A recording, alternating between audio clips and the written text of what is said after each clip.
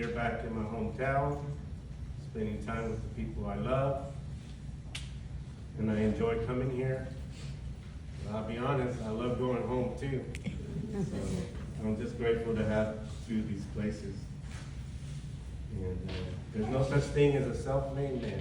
I hear that, and I said, man, that's incredible. You were born by yourself, and you fed yourself, and someone provided for you until you're able to walk. There's no such thing as a self-made man.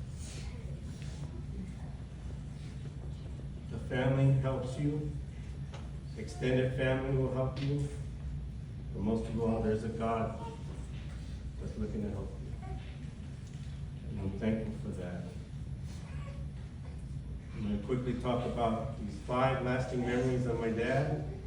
And thank you for allowing me to give tribute to him. One thing I remember when he was young, he was taking off these boots. He'd get home from work, and the first thing he'd tell us is, who's going to help me take off my boots? He was so tired. And Tony would take one leg, and I would take the other foot, and we'd wrestle it off. And but those boots signify a lot. He was building a home. He was building a family. And he was building a legacy one day at a time. And I'm glad they brought that hard hat there, wanted to protect his hard Tristan head. Second thing is opening gifts on Christmas morning. We would get up, and like I said, it was a modest income, but they happened to give us what we want. And one of the things that Tony and I wanted was a BMX bike.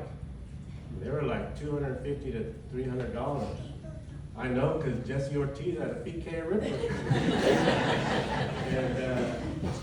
And I didn't think there was no way I was going to ask my dad, but my dad would see that my friends had them. Somehow he knew, parents know a lot more than you think, right? So he picked up on it. So that Christmas morning, he had BMX bikes for us. I could not believe it. But thank God for layaway.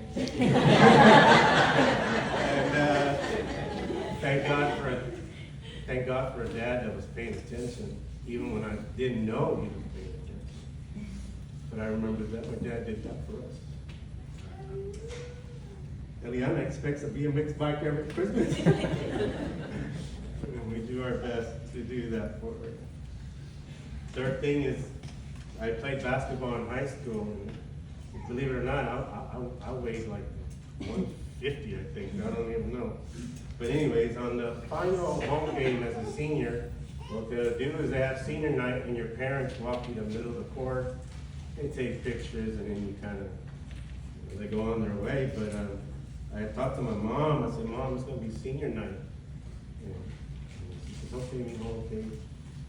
I was basically saying, Mom, get Dad to go, Right. But my dad was tired, and I always understood that. I never really had anything against my dad for doing that. So I don't know, it's senior night, and lo and behold, who walks in the gym? My dad. He had to take a quick shower just to go there, and my mom. I appreciate that he went. It was the best game of my high school career. No, I didn't score 20 points. It was only because my mom and dad were there. Fourth thing is, I had told my dad I wanted to go to college, and my dad was brought up the way where you graduate high school and you gotta go to work. But I always used to tell Dad, this is what I feel to do. I'm glad I could talk to my dad that way. Sure, you have plans for your kids, but find out what they want. And my dad relented a little bit. He said, I went to school here at Southwest Texas State, which is Texas State. My dad said, you can go to school, but you're paying for your own school, your books, the gas. I'll let you live here. And I said, that's all I need, Dad. And thank God, because I only got $2,500 in loans while I was there. And so at the graduation ceremony, At the end, my dad came up to me and he gave me a big hug. He said, "Mijo, you did good. I'm proud of you." I think he liked hearing his son's name called out.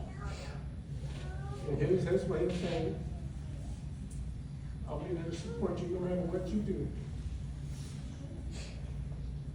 And the last thing I shared with Laurie in Spanish is he prayed for me unexpectedly before I went on a 3-month trip to Israel back in 2002. I had an opportunity to study Hebrew at the Hebrew University in Jerusalem.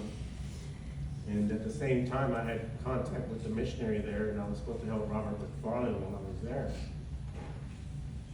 So that opportunity came up. I went as an aimer. And